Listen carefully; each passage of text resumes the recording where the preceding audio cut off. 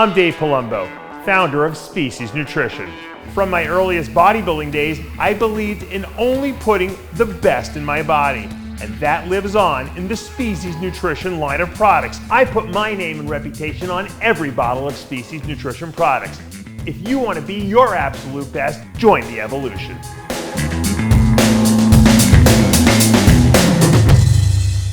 Old School Bodybuilding Clothing Company. If you're the hardest training person at your gym, you are old school. If you hate math but you can count by 45s, you are old school. OSBBC.com for the hardest training athletes.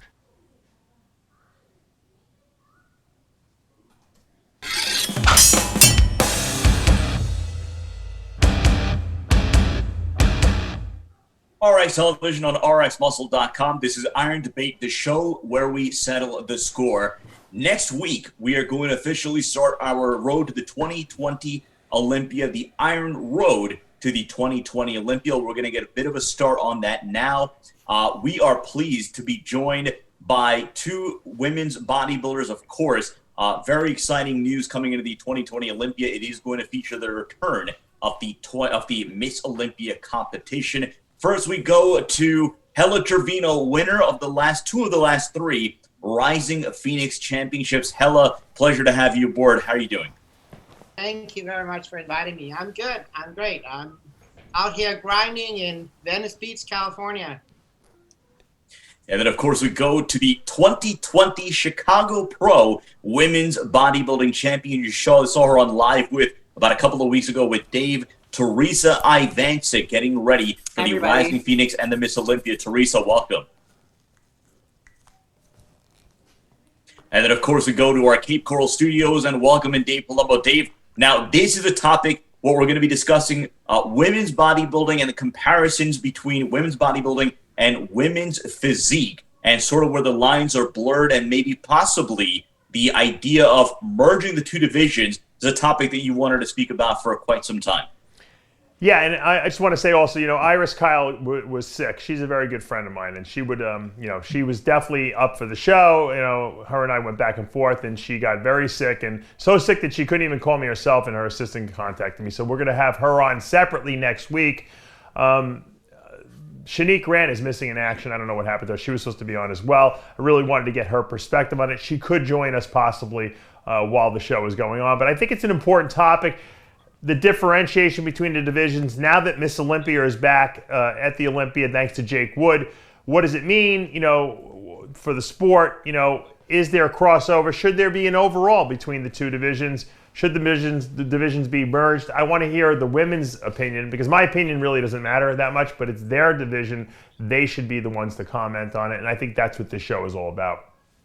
So let's get right into it. First, Helle, let's go to you first on this one.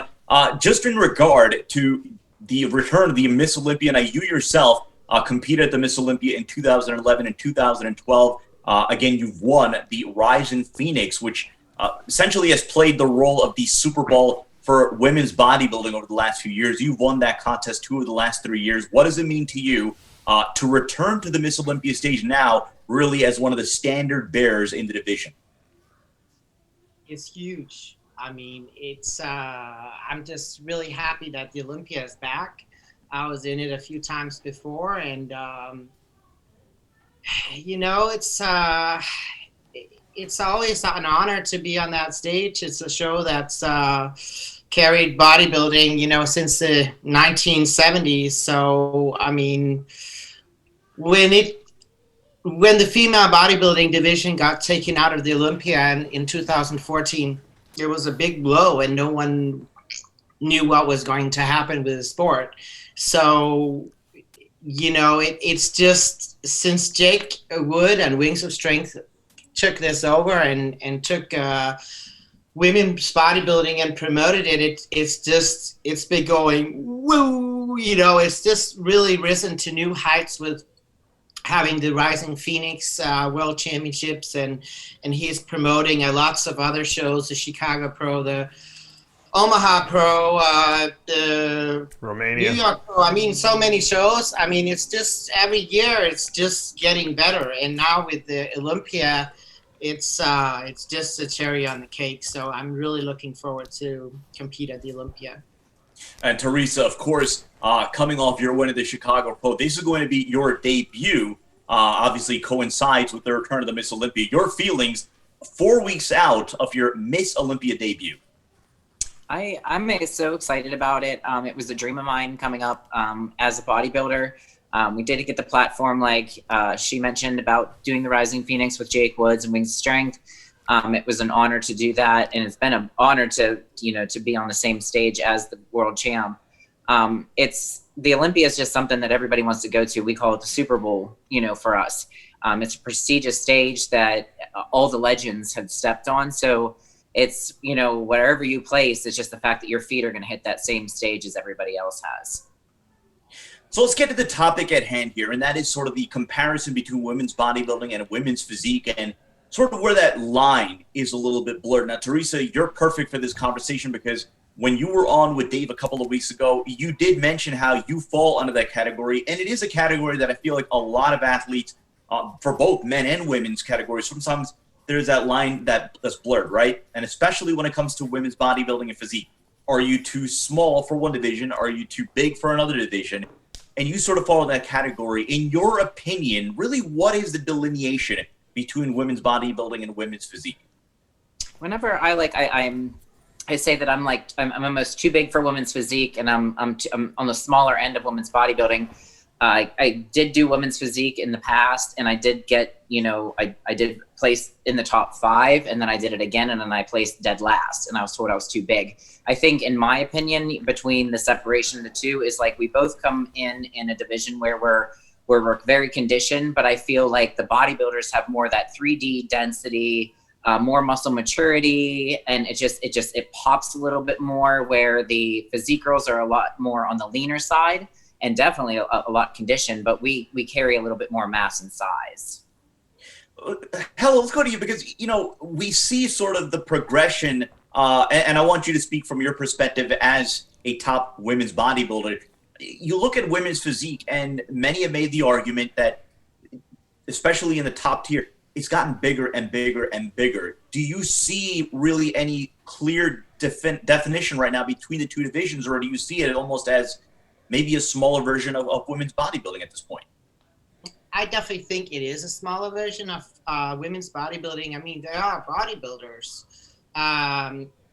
It's like, back in the day we had lightweight and middleweight bodybuilding. That's physique now, where bodybuilding is more heavyweight bodybuilding, and maybe some middleweights are in there now because also, we are seeing a lot of crossovers of women's physique that are just, in between maybe, but there's always going to be in-betweens. I mean, there's also in-betweens between bikini and figure and physique and bodybuilding. So it's, I think physique was a blessing for women's bodybuilding because honestly, you had a figure and then you had women's bodybuilding. I mean, the gap, if you look on the pro level, was huge. So having something in between there, I think is a good thing. I mean, for me, I don't really think it matters if we call it physique or if we call it lightweight bodybuilding. I mean, physique is bodybuilding. It's just, like Theresa said also, it's a smaller version. They just don't have as much density. They're smaller, very conditioned. I mean, they're bodybuilders. They're just smaller bodybuilders, lightweight or middleweight. That's how I see it. And I'm like, I don't really think anything changes whether we call it physique or whether we call it lightweight bodybuilding, or it's just a name. But I think it's great that there is this category between figure and women's bodybuilding. Theresa, let me go back to you because, it's funny. We talk about the concept of direction, right? And there's a school of thought that based off the winner of a particular division, well, that's the direction that the, bodybuilding world wants to see this division go in, right? I hate to make cross-gender comparisons, but, when Sean Roden won in 2018 in the Mr. Olympia, are we going in that direction? The year before is Phil Heath, are we sticking with the mass sponsors? In your opinion, given your status as someone who, again, is going to be maybe on the smaller end of women's bodybuilding, maybe on the bigger end for women's physique. Do you buy into that concept of direction, especially as it goes between that cross-division comparison between physique and bodybuilding? It's a tough call because you never know what the judges are going to be looking for at that time. I just feel that it's the overall appearance, it's the balance, the symmetry, the V-taper, the basic, like the total package with that. It's just the density, the quality, the presentation, like everything goes in line with that. But back then, I mean, they were going for a lot of the mass. I mean, a lot of the size. Could it make a turn and come back to your, like Corey Everson, like, your Linda Murray days? Possibly. It just depends on which look they're going for, because again, this is a new Miss Olympia. I mean, there was a break in the laps. It was, it had died and was taken away from us. And what do we want as the new look, as what Miss Olympia is supposed to be? So it'll be very interesting to see which way they do go with that. Dave, let's get you in on this, because this has been a topic of conversation, and this always comes up after Olympias, when we talk about women's physique and the direction that women's physique has gotten, and we've seen the progression, or evolution rather, from the Dana Bailey days to the Juliana Malacarni era to now the Shanique Grant era. And this is something you have very strong thoughts on. So in your opinion, what in your mind is the delineation point between physique and bodybuilding, and what would you like to see sort of as the definition between the two divisions? In my mind, if they're going to keep both divisions, they should treat women's physique like classic physique in men. There should be a weight limit given your height, so they keep the proportion right. Otherwise, you have some women's physique women that are a lot bigger than other women's physique winners, okay? And then you don't really have a delineation. Because think about it, because in men's bodybuilding, you have 212 and open, so you have a limitation on the 212 guys by what they can weigh. So that's the delineation. There's really, women's physique could be the same as women's bodybuilding. There's no limit on these girls. So that's why it keeps getting bigger and bigger and bigger. If they make a weight limit per height, that solves that problem. Now you have two separate divisions. My problem is that, number one, I want to give Jake Wood huge props. Not only did he save women's bodybuilding, he saved men's bodybuilding, ironically. So everyone, here you got the industry wanting to get rid of women's bodybuilding. Yeah, we don't need it. No one wants to look like that. The guy who saves women's bodybuilding and comes in and basically finances it for the last 5 years now comes in and saves men's bodybuilding as well, because without Jake Wood owning the Olympia, there is no Olympia this year. We know that. AMI would have canceled that Olympia this year. So that's one irony, and you got to take your hat off to Jake for that. He saved all of bodybuilding, not just women's bodybuilding, ironically enough. However, I feel that, and I know Jake loves the women's side of the sport. I do too. I think it's unfair that the women's that the women's physique athletes are making so much less money than the women bodybuilders are. You guys, that Rising Phoenix show, Helle, you won some crazy, prize money and cars and stuff. And I'm sure the Olympia is going to have a lot of that too. Why not share the wealth between the two divisions, and even have an overall between the women's physique winner and the women's bodybuilding overall, just for some more excitement, maybe for the car, maybe have Jake throw the car up for the overall winner. Honestly, Dave, I think it's all over the line, because I also think it's unfair that Mr. Olympia wins $400,000. Absolutely. And then a Miss Olympia wins $20,000. I mean, that we don't. Well, you won a lot more than that. What'd you win last year for the Rising Phoenix? That was $50,000. That's $50,000 plus the Hellcat. But when the Miss Olympia, now we are talking about the Olympia. That is awesome. No, I'm saying he's got to make the Olympia more than the Rising Phoenix. You won about $125,000, right, in total prizes. Well, it would be fair. I think it would be fair if they raised the money for the women's, because you got $400,000 for the men's bodybuilding winner and $20,000 for the women's bodybuilding. Right. That's also not fair. So I think there's a lot of things in the divisions that are, I don't know where they get but number. My problem is that women's physique, which is pretty close to bodybuilding, like you said, you call it lightweight. It's lightweight bodybuilding. I think that the prize money should be proportionate to the women's bodybuilding prize money.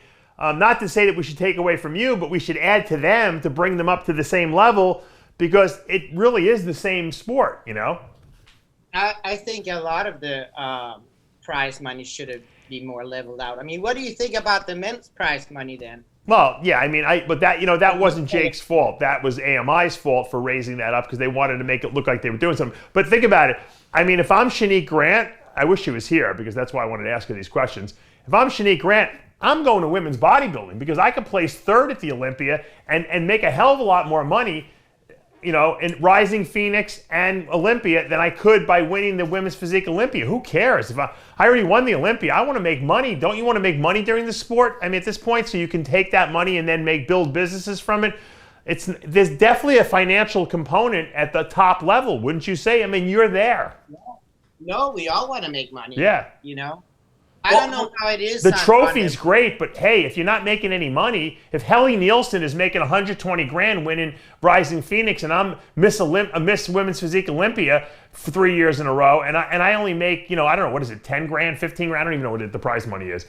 That's nothing. That's a joke. You made more than our whole career in one show, Well, let's go back to Dave's original point, and Helle and Theresa, I want to get your opinion on it. Because he basically put now women's bodybuilding, women's physique almost in that same, tandem that men's bodybuilding and 212 is. Right now you're talking about bodybuilding with a weight limit. Do you see that kind of a tandem as realistic? And I guess in that conversation, having a weight limit, Theresa, let's go to you first in this one. I think we've talked about this before. Jeff and I own our gym, and we've brought it up to a couple chairmans locally in the Pittsburgh area about doing something like that, where we do have a weight class, because there's a lot of girls that that I compete against that are in their 180s, 190s, and Dave and I touched topic on this. I'm coming in 150. So there needs to be some type of 212, not saying that's the weight for us, but put it 180 and up. And then a different division, because I think that would help separate, and I think it would bring way more people to the sport. I think people would see more, because I know, don't get me wrong, I'm scared of her, but I know Iris is 160 I know on how stage. much she weighs. Iris only weighs so 160. It's intimidating for someone maybe that wants to come up. They know there's no way that they could compete at 190, so there's no chance. So then luckily, we did have the women's physique division, but some girls just have it in their heart to be a bodybuilder and they want to do that. So I think if we do the separation and we do put a heavier weight class similar to the 212 and then another weight class, I think it would be great. And for the car, I think that would create so much hype, and then it would make you just work that much harder, for the competition. Well, Helle, to that point, do you see as that tandem would work, or do you see women's physique sort of as its own entity and women's bodybuilding as their own entities and not interlocked in terms of having a weight limit that you could relate the two? Well, I think it would be great to do like Dave said, what they do with the men's classic, that we can keep physique, but keep it as a weight and height limit. I mean, it's a very popular division. The numbers are huge. I just think there should be some rules, like Dave is saying, they're getting bigger and bigger, and when is it women's bodybuilding and when is it not? I mean, it must be hard for the judges sometimes also to be like, okay, she's big, she's shredded, she could win, but she's too big. Maybe, and throw out a great athlete that could win a women's bodybuilding show, but they basically have to place her last because they'd be like, this is not fitting in this division. I mean, if there was some rules, it's easier. That will keep the athlete in that size that they need to be at. I think that's a really good idea. Take George Peterson, Sid, for instance. George Peterson in Classic was always being told he wasn't a bodybuilder, but he made the weight for Classic, so they had to judge him, and he won. So he won, then he decided to make the jump himself to 212. That was his choice, and now he's competing 10 pounds heavier. But that's the same thing with physique. If you can't make the physique cutoff, then you move to women's bodybuilding. That's all. But Dave, then to that point, there are going to be those in women's physique right now who are going to say, no, you know what? We don't want to be bodybuilding light. We want to be our own entity. There is a shape, there is a discipline and art to women's physique? There isn't, but Sid, there isn't. There's no distinction. There's no distinction. There's only what the judges think is women's physique and think is bodybuilding. There's no distinction. You got to make a distinction so that it's tangible on paper, and you can say, okay, if you're this height, you can weigh this much. That's proportion. Because you can't just, as a woman, say, you know what, I'm a physique competitor. I don't want to be a bodybuilder. Well, you know what? You weigh 170 pounds. You're a bodybuilder. You're not, and you're 5'6". You got to go do bodybuilding. That's what weight classes. That's what divisions are about. You can't just say, well, I want to do the women's physique poses, so at 170 pounds, I'm going to stay in physique. You know, that shouldn't be an option. Just like you can't be a 212 guy and weigh 250. Oh, I don't want to be an open guy. I want to be a 212. Well, then you got to suck down and make weight. Same thing with classic. I want to do the classic physique poses. Well, then you can't weigh 10 pounds over your weight class. That for your height. There's rules, and there's no rules in women's physique, and that's why there's a blurry line right now. Well, we'll see if we could. I'm trying to get Shanique right now, see if she could join us. But in the meantime, let me ask this to both for both Theresa and for Helle. Take someone like a Shanique Grant. Again, if we were to go by the idea that you were to have an overall pose down between the winners and have that, real excitement, the overall winner would get this, epic mega prize, what have you. You take a look at Shanique Grant's physique and a very unique physique that she brings to the women's physique stage. How would she stand in a lineup of women's bodybuilders? Helle, we'll go to you first in this one. Like you would put it in it overall, or? Right. So that's what I'm saying. Like if you were to take Shanique right now, and let's just say we were to go winner against winner, a winner of the Miss Olympia versus women, Shanique Grant. If I compare her to myself, I just think it's two completely different physiques. I don't think that would be a possibility because it's completely different. I'll be like maybe 180 pounds on stage, Shanique, I don't know what she weighs. Do you know? I would say 130.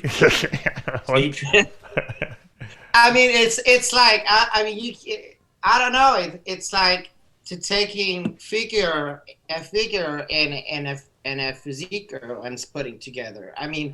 You could say, okay, what's the criteria? Again, it's about, you got to think, what's the criteria? What's the rules? You could look out from symmetry. You could look out from the conditioning, of course. But then if you judge from bodybuilding, you got to put the size in too, the muscle mass, and then I would have it. What's to say, though? All right, Shanique's very young. She's still growing. She could be around for another 10 years and win. Yeah. Let's say she gets up to 150, okay? I don't know what she weighs now. She's probably about 140 now, I would say. Let's say she gets to 150 on her frame, which will look like, technically 180 on her frame because she's got such small joints.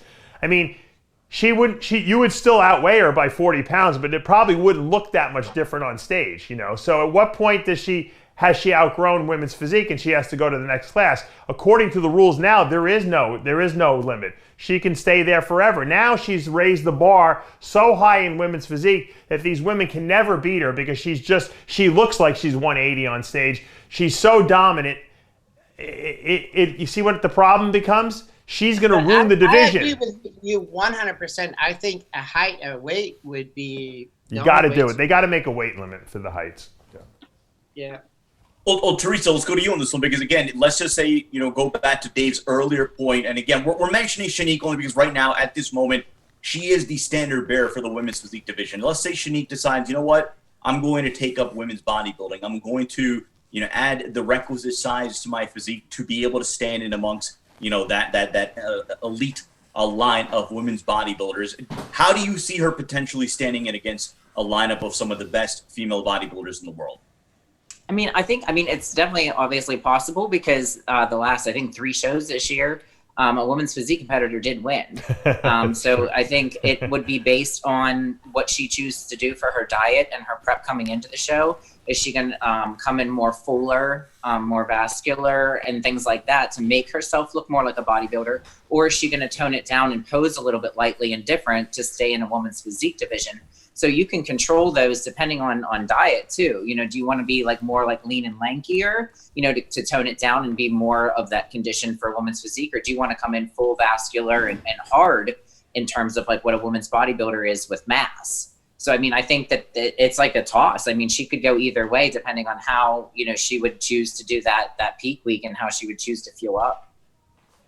Look, Theresa, let's stick with you for a second here, because again, you know, we touched the topic of the conversation about you in particular, and again, there is a contrast between your physique and Helle's physique. So when you are prepping for your Miss Olympia debut, as far as what made you successful in Chicago, what do you look at about your physique and say to yourself, all right, I need to do this, that in order to stand in against some of the best women bodybuilders like Helle in the world? Chicago, we came in a little bit soft. It wasn't exactly what I wanted. As we all know, this year has been crazy, hard to get your head straight. Now I'm pretty much wired different. We are doing totally different things. We've totally changed the diet format for what we need to do. I know what I need to go against. This gorgeous champ here, she's built. I mean, she looked amazing last year. She's not missing really anything. So now you got to come in knowing that that's, you know, who you got to compete against, and you got to come in bigger, fuller, harder, conditioned, like the whole 9 yards, you know, in order to compete with someone like her. Helle, same question to you in terms of, you know, the game plan for you heading into the Miss Olympia. And again, when you look at some of the up and coming physiques like that of Theresa, what is the game plan in terms of what you need to put together in your package? I'm not going to say 3 out of 4, but it would be, I guess, 3 out of 4 years in terms of major championships for you to maintain that level. Well, I'm basically just focusing on myself. You know, I'm not really looking at anyone. Like I'm the one to beat in my head. Like I want to be better than last year. I want to be the best version of myself. I mean, we're not doing so much. I'm working again with Shelby Starnes. We're not doing as much different than last year. It's just a matter of just sticking to the plan and working hard. And I'm just focusing on, you know, bringing the best I can. So. Well, Helle, take us into the mind of, because again, there are going to be a lot of people watching the show that, again, may not have watched a women's bodybuilding show maybe since 2014, who knows. Take us into the mind of someone like yourself, really right now at the top of the women's bodybuilding division. In your opinion, what makes the best version of Helle Trevino heading into this Olympia weekend? Or what little adjustments do you feel like you need to make in order to bring that package that you're really looking to achieve?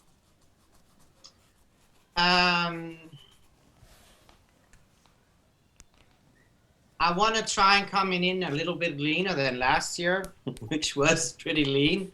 But again, you know, I'm competing against myself, and I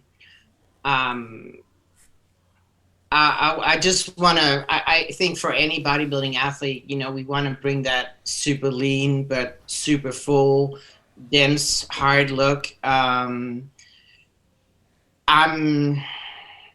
really just competing with myself. Like, you know, the best thing is, I mean, everybody has different physiques, and it's sometimes oranges and apples, and it's yeah, you know, it's what the judges like that day, and you can only work with your physique and yourself and make sure that you bring out the best that your physique is capable of and the best look for you. And so, you know, I'm just I'm focused, I'm mentally ready, and I'm very driven, very motivated. You know, the Olympia's back. I mean, who's not motivated, you know? So I'm just over here doing my thing, working, trying to bring that like super muscular physique, but lean, streamlined, good posing. I got to ask a question, Sid.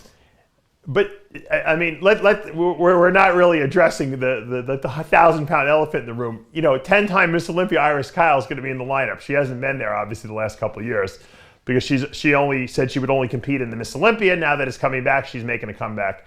She's won 10 already. Obviously, she's at the latter end of her career rather than the beginning of her career now. How do you address that going into a show? You're the champ, but you know what? You're going in against a legend, essentially, who's battled it out with the likes of Iris Kyle and Yaksani and all the legends in our sport. How do you prepare to go into battle against someone like her? Dave, I'm excited. I'm really excited. Often it's not just about winning a show. It's also about who's in the show, who you got to beat, who's your opponents.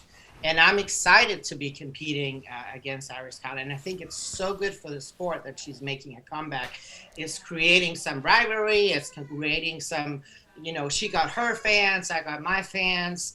We got a lot of new people. I think this show is going to be epic. It's going to be, we got a lot of champions in it. We got Iris Kyle 10 times. Margie Martin also, she won the Rising twice. I won it twice. We got Yaksini who won it once. It's a lot of champion in this show. And when I was in the Olympia, when it was on some years back, Iris was the winning champion and she was the one to beat. And of course, my goal was Theresa's goal is she'd like to beat me sometime. I wanted to beat Iris at some point because you want to beat the champion, And now is finally, I have the chance to beat Iris Kyle. And, in 2014, when it got taken out, it was okay, it was over. I would never beat Iris. She retired. Right. The Olympia was gone. Now it's it's not only the Olympia's back, I'm also on top of my game. I got my best physique ever, and Iris is coming back. I am so motivated. You have no idea. It's like Mike Tyson's coming back. On my cardio equipment back here because I was so motivated. I was I'm not going to do 1 hour. I'm going to do fucking 2 hours. So that's how motivated I am.